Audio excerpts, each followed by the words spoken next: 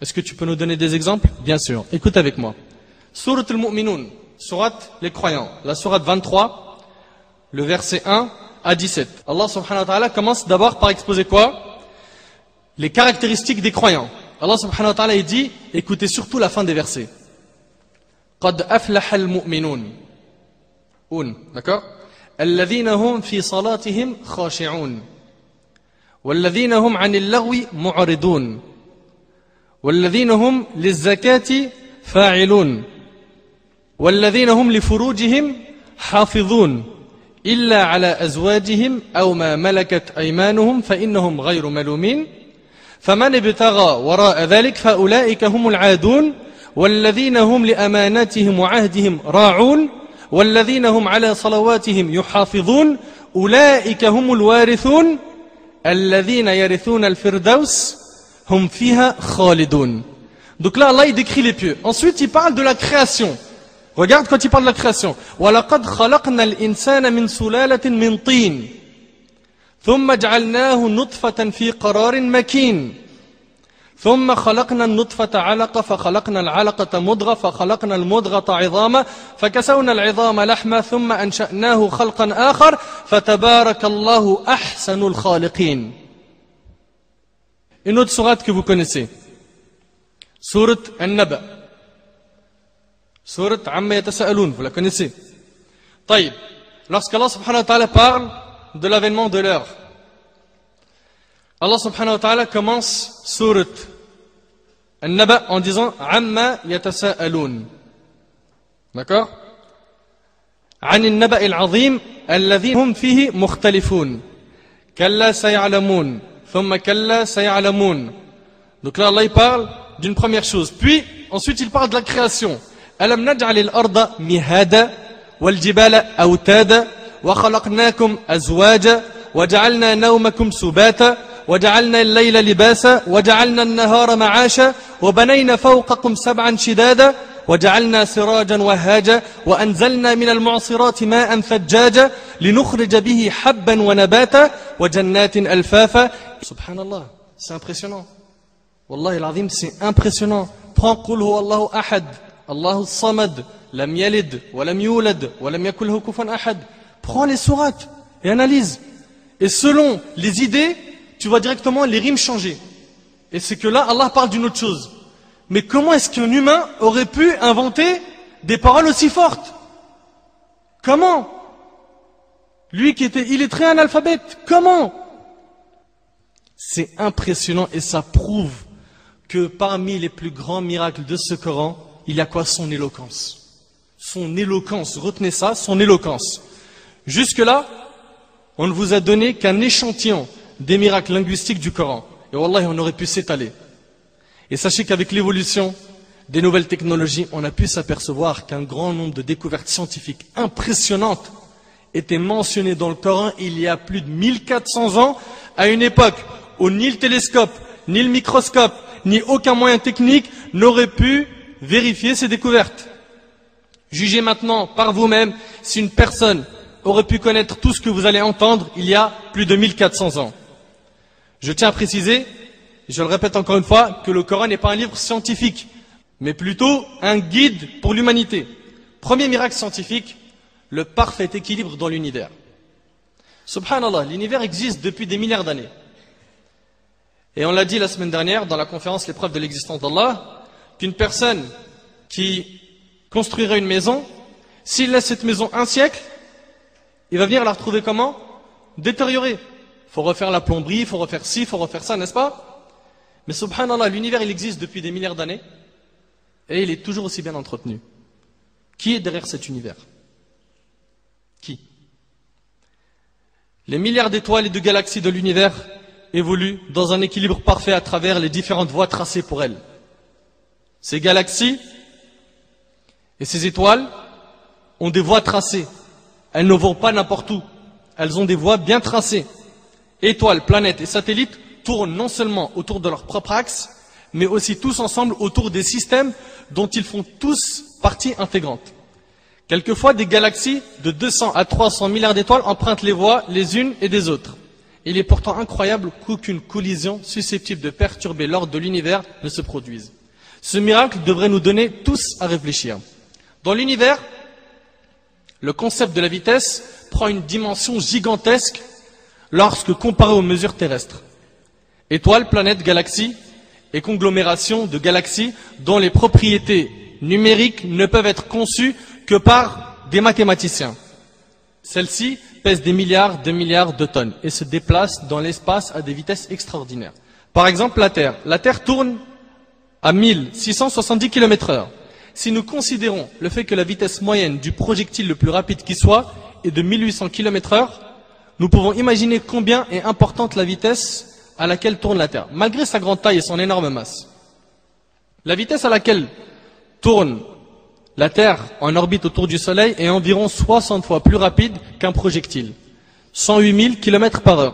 Si nous étions en mesure de construire un véhicule qui se déplace à cette vitesse, il serait capable de faire le tour du globe en 22 minutes. Ces chiffres s'appliquent uniquement à la Terre. Ceux du système solaire sont encore plus fascinants. La vitesse à laquelle ce système se déplace dépasse les limites de la raison. Plus les systèmes de l'univers sont grands, et plus leur vitesse de déplacement est grande. Subhanallah, cette Terre, elle se déplace à une vitesse impressionnante. Et pourtant, est-ce que tu le ressens? Il y a un parfait équilibre dans toute chose. La vitesse orbitale du système solaire autour du centre de la galaxie est de 720 000 km/h. La Voie lactée, avec ses 200 milliards d'étoiles, au plus se déplace à 950 000 km/h. Indubitablement, un risque élevé de collision dans un système aussi complexe et aussi rapide existe. Pourtant, rien de cela n'arrive et nous continuons à vivre en totale sécurité. Tout cela parce que l'univers fonctionne grâce à un équilibre parfait mis en place par qui? Par Allah Azza wa Jal. Et d'ailleurs, Allah subhanahu wa ta'ala nous demande de méditer sur sa création. Allah subhanahu wa ta'ala a dit dans Surat al-Mulk, Surat 67, versets 3 et 4. Alladhi khalaqa sab'a samawat tibaqa. Ma tara fi khalqi ar-Rahmani min tafawut. Farji' al-basara hal tara min futur.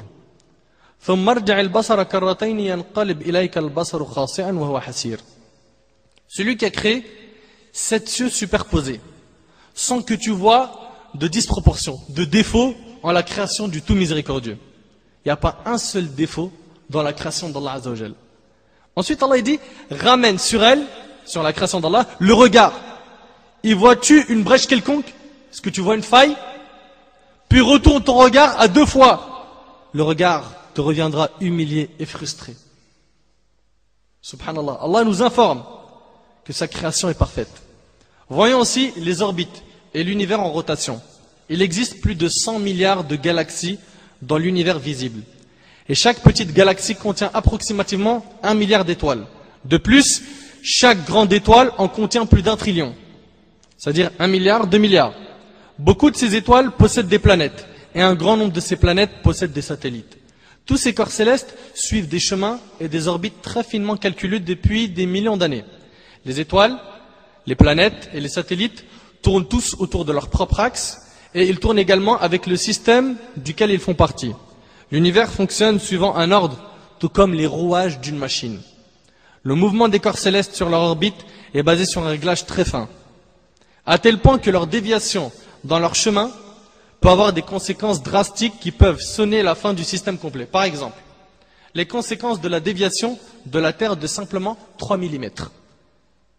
Là, on parle de la Terre, et on parle avec 3 mm. Les conséquences de la déviation de la Terre de simplement 3 mm ont été décrites ainsi. En effectuant sa rotation autour du Soleil, la Terre suit une orbite bien précise, de manière à ce que tous les 30 km environ, elle ne dévie que de 2,8 mm. Donc la déviation est de 2,8 mm. L'orbite que suit la Terre ne change jamais. Elle a une voie bien tracée. D'accord? L'orbite que suit la Terre ne change jamais, car une déviation de 3 mm seulement provoquerait des désastres. Si la déviation était de 2,5 mm au lieu de 2,8 mm, alors son orbite serait plus élevée et nous serions tous gelés. On aurait été gelés. Et si la déviation n'était pas de 2,8, mais plutôt 3,1, donc juste 0,3 mm en plus, on brûlerait. Qui est-ce qui a placé cette terre avec une telle précision? Qui? Ces faits n'ont été découverts que grâce à des recherches en astronomie au XXe siècle. Pourtant, il a été révélé 14 siècles avant cela que le ciel avait des voies parfaitement tracées. Allah tabaraka wa ta'ala dit dans Sourate Al-Dhariyat, Sourate 51, verset 7, وَالسَّمَاءِ ذَاتِ الْحُبُكِ, par le ciel aux voies parfaitement tracées. Imaginez-vous, le prophète alayhi salatu wassalam, il s'adresse aux compagnons et leur dit que le ciel a des voies parfaitement tracées. Mais comment est-ce que le prophète alayhi salatu wassalam le savait? Et Allah a dit dans Sourate Al-Anbiya, Sourate 21, verset 33, وَهُوَ الَّذِي خَلَقَ اللَّيْلَ وَالنَّهَارَ وَالشَّمْسَ وَالْقَمَرَ كُلٌّ فِي فَلَكٍ يَسْبَحُونَ. Et c'est lui qui a créé la nuit et le jour, le soleil et la lune, chacun voguant dans une orbite. Mais comment est-ce que le prophète alayhi salatu wassalam a su ça? Comment? Comment est-ce qu'il savait que le soleil et la lune voguaient dans une orbite? Comment? Y avait-il des moyens à l'époque de vérifier cela? À l'époque de la révélation du Coran, l'humanité ne possédait aucun télescope pour scruter l'espace lointain à des millions de kilomètres de distance, ni des technologies d'observation ou la science moderne de la physique et de l'astronomie. Par conséquent, il est impossible à cette époque de déterminer scientifiquement que l'espace était équipé de voies parfaitement tracées. Cependant, ce fait est mentionné clairement dans le Coran, ce qui provient que le Coran est la parole d'Allah. Le rôle des montagnes. Les montagnes. Mes frères et sœurs, l'une des caractéristiques très importantes des montagnes est la fonction de prévention des chocs sur la terre. Ces montagnes-là, parmi leur rôle, c'est de raffermir la terre pour pas qu'elle tremble. D'accord? La géologie confirme aujourd'hui cette caractéristique des montagnes. Autrefois, on pensait que les montagnes étaient de simples protubérances s'élevant à la surface de la terre. Cependant, au XXe siècle, les scientifiques ont réalisé que ce n'était pas le cas. Les parties communes, comme étant les racines des montagnes, s'étendent aussi profondément que 10 à 15 fois leur propre hauteur. Imagine-toi. Par exemple, le mont Everest, dont le sommet culmine à environ 9 km, cette montagne qui culmine à environ 9 km, au-dessus de la surface de la Terre, possède une racine de plus de 125 km. 9 km au-dessus de la Terre et 125 en dessous de la Terre. Pourquoi est-ce que c'est aussi grand? Pour maintenir la Terre, pour qu'elle ne tremble pas. Tout ça, ils l'ont découvert il n'y a pas longtemps. Les montagnes apparaissent suite au mouvement et aux collisions des plaques massives formant la croûte terrestre. Quand deux plaques entrent en collision, la plus solide glisse sous l'autre et celle du dessus se tord et forme des hauteurs et des montagnes. La couche du dessous avance dans les profondeurs et forme une extension profonde vers le bas. Ces extensions sont les racines des montagnes. Grâce à leurs racines, les montagnes fixent les croûtes terrestres. Par conséquent, elles empêchent tout glissement sur la couche de magma et elles empêchent de grandes secousses terrestres. Avec ces caractéristiques, les montagnes peuvent être comparées à des clous maintenant des planches de bois ensemble. Un verset dans le Coran attire notre attention sur la fonction la plus importante des montagnes. Cette fonction qui est la prévention des chocs sur la terre. Allah subhanahu wa ta'ala dit dans Sourate Al-Anbiya, Sourate 21, verset 31, وَجَعَلْنَا فِي الْأَرْضِ رَوَاسِيَ أَن تَمِيدَ بِهِمْ. Et nous avons placé des montagnes fermes dans la terre afin qu'elles ne s'ébranlent pas en les entraînant. Subhanallah, Allah il dit que la montagne a été placée pourquoi? Pour raffermir la terre. Et Allah subhanahu wa ta'ala a dit dans Sourate Al-Naba, dans Sourate 78, versets 6 et 7, Alam naj'alil arda mihada wal jibala awtada. Ça veut dire quoi, awtada? Allah il dit, n'avons-nous pas fait de la terre une couche et placé les montagnes comme des piquets? Comme des piquets. C'est pour bien montrer qu'en bas, c'est solide. Ça raffermit la terre. Le fait que cette fonction fut révélée dans le Coran à une époque où personne ne le savait est un autre des grands miracles de ce livre. S'il n'y avait pas l'effet fixant des montagnes, le sol ne tiendrait pas à la surface de la terre, l'eau ne s'accumulerait pas dans le sol, aucune plante ne pousserait, en bref, la vie sur terre serait impossible. Grâce à la miséricorde d'Allah Azza wa Jal, la terre est capable d'entretenir la vie. Donc on voit que les montagnes, ils ont un grand rôle. Et leur rôle a été cité où? Dans le Coran. Taïb, le poids des nuages. Est-ce que vous savez que ces nuages-là sont très lourds? Comment ça? Ce nuage que tu vois, et d'un coup tu vois qu'il commence à pleuvoir. Est-ce que tu penses que ce nuage est léger? Écoute avec moi. Le poids des nuages peut atteindre des proportions surprenantes. Par exemple, un cumulonimbus, communément appelé le nuage générateur de tonnerre, écoute bien, le nuage générateur de tonnerre peut contenir jusqu'à 300 000 tonnes d'eau. Subhanallah, 300 000 tonnes d'eau stockées où dans un nuage. Le fait qu'une masse de 300 000 tonnes d'eau peut rester en l'air est vraiment étonnant. L'attention est attirée sur le poids des nuages dans des versets du Coran. Allah subhanahu wa ta'ala a dit dans Sourate Al-A'raf, Sourate 7, verset 57, وَهُوَ الَّذِي يُرْسِلُ الرِّيَاحَ بُشْرًا بَيْنَ يَدَيْ رَحْمَتِهِ حَتَّى إِذَا أَقَلَّتْ سَحَابًا ثِقَالًا سُقْنَاهُ لِبَلَدٍ مَيِّتٍ فَأَنزَلْنَا بِهِ الْمَاءَ فأخرجنا به من كل الثمرات كذلك نخرج الموتى لعلكم تذكرون. C'est lui qui envoie les vents comme une annonce de sa miséricorde. Puis, lorsqu'il transporte une nuée lourde, une nuée c'est quoi? Un gros nuage. Lourde. Allah il dit lourde. Subhanallah. Le prophète Ali sallallahu alayhi wa sallam, il informe les compagnons que les nuages sont lourds. Allah il dit une nuée lourde, nous la dirigeons vers un pays mort. Et ici ça veut dire quoi? Une terre sèche. Puis nous en faisons descendre l'eau, ensuite nous en faisons sortir toute espèce de fruits. Et Allah subhanahu wa ta'ala a dit dans Sourate Al-Ra'd, Sourate 13, verset 12, هو الذي يريكم البرق خوفا وطمعا وينشئ السحاب الثقال.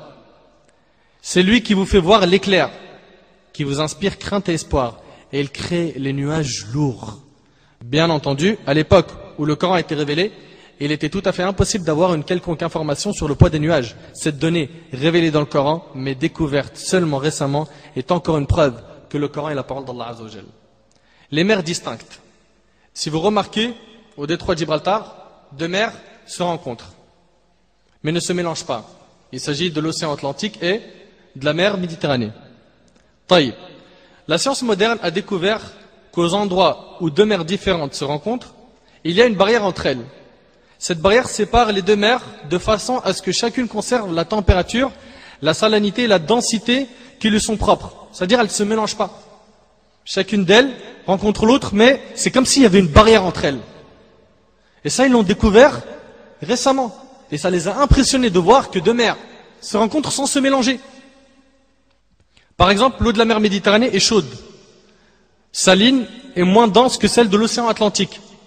Lorsque l'eau de la mer Méditerranée pénètre dans l'océan Atlantique au niveau du détroit de Gibraltar, elle avance de plusieurs centaines de kilomètres dans l'Atlantique à une profondeur d'environ 1000 mètres, tout en conservant la température, la salinité et la densité moins élevées qui la caractérisent. C'est à cette profondeur que l'eau de la Méditerranée se stabilise. Malgré la présence de grosses vagues, de forts courants et de marées dans ces mers, elles ne se mélangent pas et ne dépassent pas cette barrière. C'est une barrière invisible. D'accord ? Et ils ont été impressionnés de voir que deux mers se rencontrent sans se mélanger. Ce qui est impressionnant, c'est que ce qu'ils ont découvert à l'aide des océanographes avait été cité dans le Coran il y a 1400 ans. Allah subhanahu wa ta'ala dit dans Sourate Ar-Rahman, Sourate 55, versets 19 et 20, Maraj al-Bahrayni yaltaqiyan, baynahuma barzakhun la yabriyan. Il a donné libre cours aux deux mers pour se rencontrer. Il y a entre elles une barrière qu'elles ne dépassent. Billahi alaykum, comment est-ce que le prophète alayhi salatu wassalam a eu cette information? Quels moyens techniques possédait-il à l'époque pour pouvoir dire que deux mers se rencontrent sans se mélanger et qu'il y avait une barrière entre elles? Regardez le verset. Il a donné libre cours aux deux mers pour se rencontrer. Il y a entre elles une barrière qu'elles ne dépassent. De même, ils ont découvert ça récemment, que les fourmis au début, ils pensaient que les fourmis ne communiquaient pas ensemble. Puis après plusieurs recherches, ils se sont aperçus qu'il y avait une communication, et pas n'importe laquelle. Qu'ils communiquaient et que les fourmis parlaient entre elles. Une communication précise. Quand il s'agit de faire une alarme, de recruter, de regrouper, de faire n'importe quoi, les fourmis sont organisées.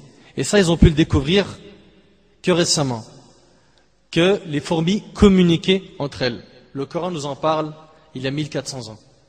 Allah subhanahu wa ta'ala, dans Sourate Al-Naml, Sourate 27, verset 18, nous dit Hatta idha ataw ala wadi al-naml, qalat namla, qalat namla. C'est-à-dire quoi? Qu'elle parle. Qalat namla, ya ayyuha al-naml, ادخلوا مساكنكم لا يحطمنكم سليمان وجنوده وهم لا يشعرون. Quand ils arrivèrent à la vallée des fourmis, une fourmi dit. Donc Allah nous informe que les fourmis parlent.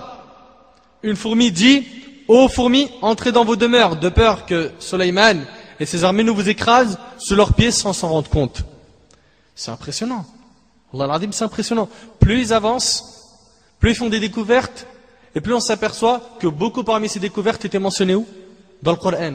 Un livre qui à la base n'est pas un livre scientifique. Et on l'a dit, on le répète, son miracle premier était quoi? Son éloquence. Parmi les miracles du Coran, l'embryologie. Ça on en a parlé la semaine dernière, mais obligé d'en remettre une couche. Obligé. L'embryologie dans le Coran. Dans Surat al-Mu'minun, dans le verset 12 à 14, on retrouve des points très éloquents qui décrivent les différentes étapes de l'évolution de l'embryon humain. D'une manière précise, unique et très éloquente. Je ne vais pas parler de tous ces points pour faire le plus court possible, donc soyez attentifs, c'est très important. Allah a dit dans Surat al-Mu'minun, la Surat 23, le verset 12 à 14, Allah subhanahu wa ta'ala il dit: وَلَقَدْ خَلَقْنَا الْإِنسَانَ من سلالة من طين ثم جعلناه نطفة في قرار مكين ثم خلقنا النطفة علقة فخلقنا العلقة مضغة فخلقنا المضغة عظاما فكسونا العظام لحما ثم أنشأناه خلقا آخر فتبارك الله أحسن الخالقين. Allah dit: nous avons certes créé l'homme d'un extrait d'argile, puis nous en fîmes une goutte de sperme dans un reposoir solide. C'est quoi le reposoir solide? Dans l'utérus, d'accord? On va rester simple, on va vous dire que c'est dans l'utérus. Donc on voit ici qu'Allah subhanahu wa ta'ala nous dit que l'homme a été créé d'une goutte de sperme, d'accord? Et dans un autre verset, Allah il nous dit que c'est un sperme mélangé. Un sperme mélangé. Puis, il dit subhanahu wa ta'ala: nous en fîmes une goutte de sperme dans un reposoir solide. Ensuite, nous avons fait du sperme une adhérence. Et de l'adhérence, nous avons créé un embryon. Puis de cet embryon, nous avons créé des os et nous avons revêtu les os de chair. Ensuite, nous l'avons transformé en une toute autre création. Gloire à Allah, le meilleur des créateurs. Ici, Allah subhanahu wa ta'ala nous dit qu'il a créé l'homme d'un extrait d'argile. Puis il dit qu'il en a fait une autre fois, une goutte de sperme.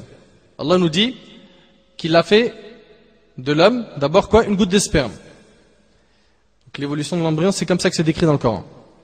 Après cela, Allah subhanahu wa ta'ala nous parle de nutfa. Ici, nutfa a été traduite par goutte de sperme, alors que c'est une mauvaise traduction, car Allah subhanahu wa ta'ala nous dit dans Surat al-Insan, dans le deuxième verset, que cette nutfa est un mélange.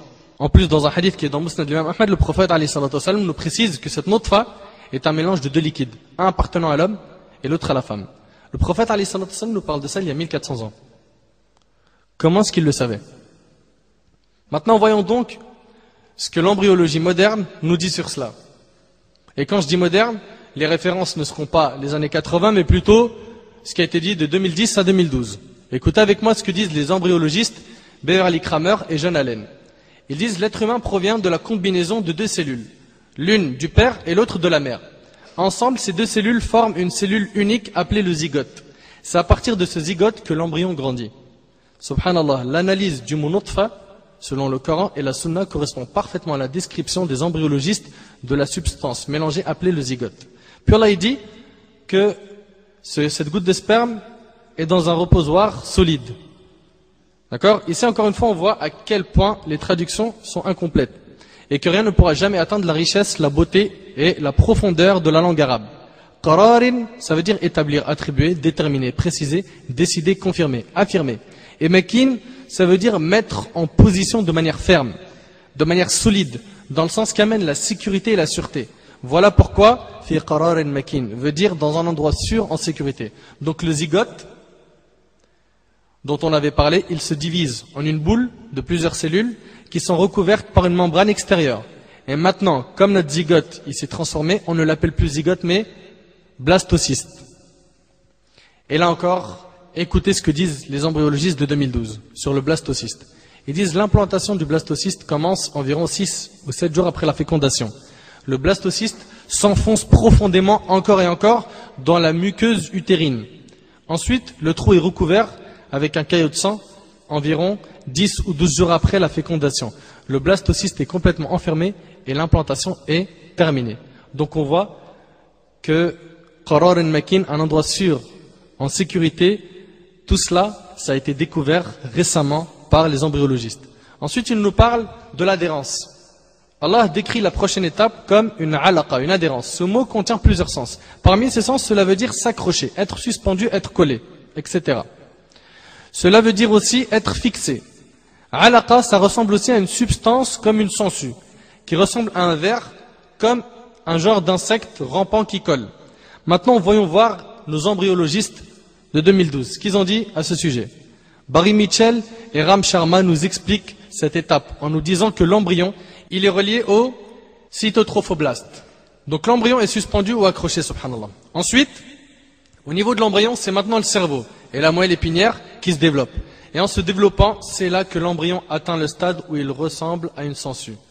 Ensuite, l'embryon se nourrit grâce au contact avec les vaisseaux sanguins maternels de la même façon qu'une sangsue se nourrit du sang. Allah subhanahu wa ta'ala nous parle de l'étape d'après qui est Al-Mudra. Al-Mudra, c'est quoi? Ça veut dire mâcher, mastiquer. Ça veut aussi dire quelque chose qui a été mâché avec des dents, en laissant des traces de dents. Le développement des somites, c'est une structure de l'embryon, c'est lui qui donne cet aspect de chewing-gum à l'embryon. En plus, l'embryon ressemble à un petit morceau de chair qui a l'air d'avoir été mâché justement.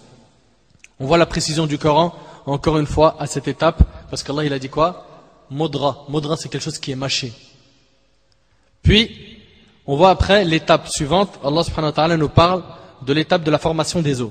Et effectivement, au niveau de l'embryologie, c'est la formation des os des différents membres. Comme nous le disent les embryologistes John Allen et Bernard Kramer. Et Allah subhanahu wa ta'ala nous dit après, فَكَسَوْنَا الْعِظَامَ لَحْمًا, qu'il a fait revêtir les os de quoi? De chair. Le mot kasawna veut dire revêtir, recouvrir, habiller. Et al-'idhama veut dire les os. Et al-lahm veut dire la chair, la viande, un morceau de chair ou un morceau de viande. Les mots utilisés dans le Coran pour décrire cette étape de l'embryon sont en totale concordance avec l'embryologie moderne. Le mot kasawna décrit les cellules qui recouvrent, qui habillent petit à petit les os. Et c'est ces mêmes cellules qui vont former les muscles autour des os. Et c'est ce qu'Allah subhanahu wa ta'ala donc nous dit dans le Coran. Ensuite Allah il dit quoi?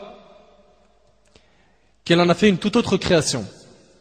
Ici, cette toute autre création d'un point de vue scientifique se réfère tout simplement à une autre étape d'évolution de l'embryon. Car maintenant l'embryon est formé, il a simplement besoin de grandir, comme nous le disent Barry Mitchell et Ram Sharma. À partir de la 8e semaine, soit la fin de la formation de l'embryon, c'est une nouvelle évolution qui commence, c'est la période de croissance. Écoutez maintenant attentivement, mes frères et sœurs, après avoir entendu tous ces miracles linguistiques et ces miracles scientifiques, ce que les savants parmi les non-musulmans ont pu dire sur le Coran. Et j'aurais pu rajouter d'autres miracles en parlant des miracles historiques, en parlant de Haman, en parlant de Pharaon, en parlant du mot Pharaon et Malik, d'accord, comme on en a parlé la conférence dernière. Walakin, le temps il est court, on va essayer de clôturer ça par ce que les savants non-musulmans ont pu dire sur le Coran après l'avoir lu et étudié. Anne Berson, chef du service de chirurgie de la faculté de Minnesota, au Canada, dit « L'homme dont nous parlons, il y a 1400 ans, illettré qu'il était, faisait des déclarations d'une précision et d'une profondeur incroyable de nature scientifique. Personnellement, je ne peux croire qu'il s'agit d'une simple coïncidence. Il y a beaucoup trop de précision, comme dit le professeur Moore, et je n'éprouve aucune difficulté en accord avec ma raison pour affirmer qu'on est devant une aspiration divine. » Ensuite, Yushed Kozan, directeur de l'Observatoire de Tokyo. Directeur de l'Observatoire de Tokyo, au Japon. Il dit, je dis que je suis très impressionné par la découverte de la vérité dans le Coran. Ça veut dire que ce Coran, il a impressionné les polythéistes de la Mecque, les mécréants qui vivent à l'époque du prophète, et il continue à impressionner ceux qui se penchent vers ce livre en étant sincères. Il continuera à impressionner. C'est le miracle de tous les temps. De même, le professeur Hay, célèbre océanographe aux États-Unis, dit « Je trouve très impressionnant qu'il y ait dans les versets du Coran ce type de données. Je n'ai aucune méthode qui me permette de connaître les origines, mais je sais qu'il est réellement très impressionnant de rencontrer de telles informations est que le travail se poursuit pour découvrir la signification de certains paragraphes. Le présentateur lui demanda: donc vous niez qu'il puisse y avoir une origine humaine? Quelle serait donc, selon vous, la source ou l'origine de telles informations? Le scientifique répondit: je crois que cela ne peut venir que de Dieu. Judith Simpson, c'est pas le dessin animé, professeur de gynécologie et d'accouchement à Chicago, aux États-Unis, dit: il est évident que ces paroles prophétiques ne peuvent être fondées sur des connaissances utilisées à l'époque. Le Coran est venu plusieurs siècles avant cela pour appuyer ce qu'on avait dit et qu'il s'agissait bien de la parole de Dieu. Napoléon Bonaparte, empereur français, dit: j'espère que le moment ne tardera pas où je pourrai réunir tous les hommes sages et instruits du pays et établir, il parlait ici de l'Égypte, et établir un régime uniforme fondé sur les principes de Al-Coran, qui sont les seuls vrais et qui peuvent seuls faire le bonheur des hommes. C'est extrait de Bonaparte et l'islam de Christian Cherfis.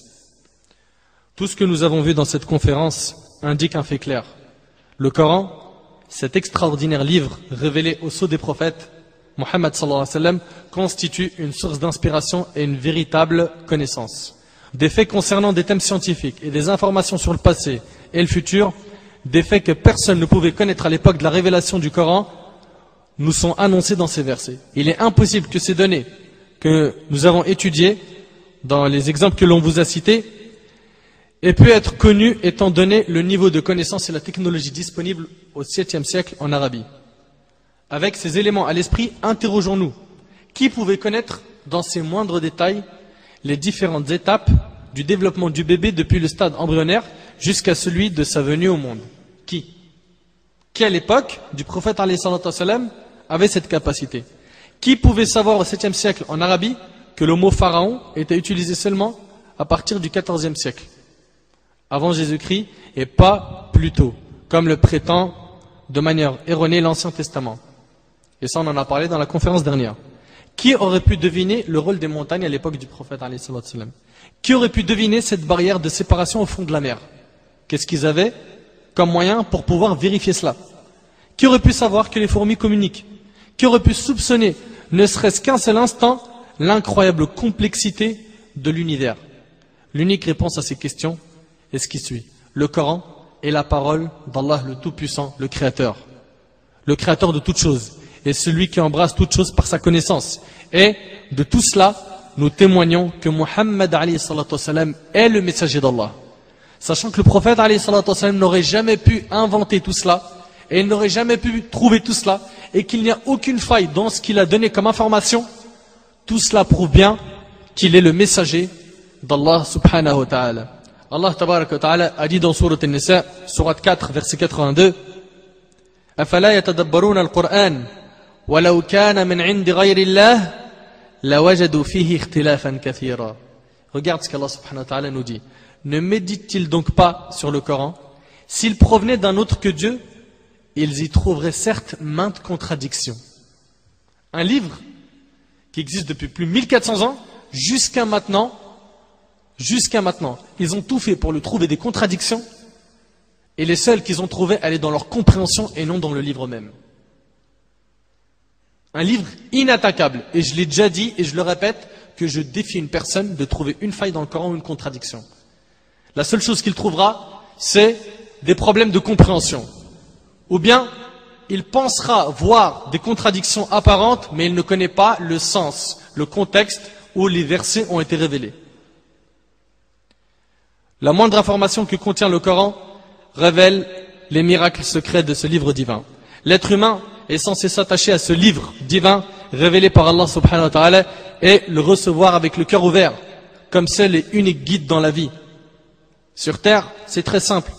Chacun d'entre nous cherche le bonheur, cherche comment faire pour vivre une vie paisible. Nous avons un guide entre nos mains. Et ce guide-là, il n'est pas venu pour les musulmans, il est venu pour l'humanité entière. Pour ceux qui veulent répondre à leurs questions existentielles, pour ceux qui veulent le bonheur ici-bas et dans le delà, à eux d'ouvrir leur cœur au Coran, la parole d'Allah Azza wa Jal, et à embrasser l'islam qui est la religion des prophètes. L'islam, c'est la soumission à Allah. être soumis à ses ordres. Dans le Coran, Allah nous dit les choses suivantes dans Surat Yunus, Surat 10, versets 37 et 38. وَمَا كَانَ هَذَا الْقُرْآنُ أَن يُفْتَرَى مِن دُونِ اللَّهِ وَلَكِنْ تَصْدِيقَ الَّذِي بَيْنَ يَدَيْهِ وَتَفْصِيلَ الْكِتَابِ لَا رَيْبَ فِيهِ مِن رَّبِّ الْعَالَمِينَ أَمْ يَقُولُونَ افْتَرَاهُ قُلْ فَأْتُوا بِسُورَةٍ مِثْلِهِ وَادْعُوا مَنِ اسْتَطَعْتُم مِّن دُونِ اللَّهِ إِن كُنتُمْ صَادِقِينَ. Ce Coran n'est pas susceptible d'être faussement attribué à un autre que Dieu. Mais il est la confirmation des écritures antérieures et un livre détaillé qui ne fait point de doute de la part du Seigneur des mondes. Un livre où il n'y a pas de doute. D'ailleurs, subhanallah, après le Fatiha, Surat al-Baqarah, Alif Lam Mim, Dhalika al-Kitab, la rayba fi. Le premier verset. Voici le livre dont il n'y a aucun doute. Voici le livre dont il n'y a aucun doute. La suite du verset de Surat Yunus, Allah dit, ou bien prétendent-ils que le prophète l'a inventé? Est-ce qu'ils prétendent que le prophète a inventé le Coran? Dis-leur, il s'adresse à qui ici? À Muhammad sallallahu alayhi wa sallam. Dis-leur, produisez une seule sourate semblable. Et hormis Dieu, appelez qui vous pourrez à votre aide si vous êtes sincère. Produisez une sourate. Puisque vous dites que ce livre ne vient pas d'Allah, produisez une sourate. Est-ce que quelqu'un a été capable de produire une sourate? Il existe depuis 1400 ans. Est-ce que quelqu'un a réussi à faire l'équivalent du Coran? Subhanallah, c'est un livre, wallah, il est impressionnant. Plus tu lis, plus tu t'y attaches. Plus tu lis, plus tu l'aimes. Les livres de ce bas monde, tu lis 4-5 fois, t'en peux plus. Mais ce livre-là, plus tu lis, plus tu découvres, plus tu apprécies, plus ta foi augmente, plus tu médites sur la création d'Allah, plus tu gagnes des hasanat. Et en plus, est-ce que vous avez connu un livre qui a été autant de fois appris que le Coran dans le monde? Regarde les autres livres, la Torah et l'Évangile. Est-ce que quelqu'un connaît ce livre par cœur? Aujourd'hui, tu prends un petit de moins de 10 ans, il te le récite par cœur. Il te récite le Coran par cœur, n'est-ce pas? Et ça montre, subhanallah, que ce livre-là est accessible, facile, c'est un guide et qu'il apporte quoi? L'inquiétude, le repos, la sérénité du cœur. Allah subhanahu wa ta'ala dit dans Surat Al-An'am, Surat 6, verset 155, وَهَذَا كِتَابٌ أَنزَلْنَاهُ مُبَارَكٌ فَاتَّبِعُوهُ وَاتَّقُوا لَعَلَّكُمْ تُرْحَمُونَ. Et voici un livre béni que nous avons fait descendre, suivez-le donc et soyez pieux afin de recevoir la miséricorde d'Allah. Mes frères et sœurs, ce n'est qu'un résumé, j'ai bien dit un résumé des miracles du Coran. Vous pourrez trouver, Inch'Allah, plusieurs écrits sur les miracles du Coran. Et sachez que ce livre-là apporte le vrai bonheur sur terre et dans l'au-delà. Et c'est notre guide. Et nous, on a besoin de voir comment est-ce qu'on doit se comporter, comment est-ce qu'on doit être avec les musulmans, les non-musulmans, avec nos épouses, avec nous-mêmes, avec les gens qui nous entourent, comment faire pour vivre une vie saine, comment enlever les angoisses, les tristesses, les peines de notre vie. Toutes ces réponses sont dans ce guide, ce livre qui est le Coran al-Karim. À nous de faire des efforts pour lire, pour apprendre l'arabe, surtout apprendre l'arabe pour pouvoir savourer le Coran comme les compagnons l'ont savouré. Car ce qu'on a en français, c'est des traductions, et les traductions que l'on a font perdre de l'éloquence de ce noble livre. Je ne vous retiens pas plus longtemps. أقول ما تسمعون وهذا ما أعلم والله عز وجل أعلى وأعلم سبحانك اللهم بحمدك أشهد أن لا إله إلا أنت أستغفرك وأتوب إليك بارك الله فيكم والسلام عليكم ورحمة الله وبركاته.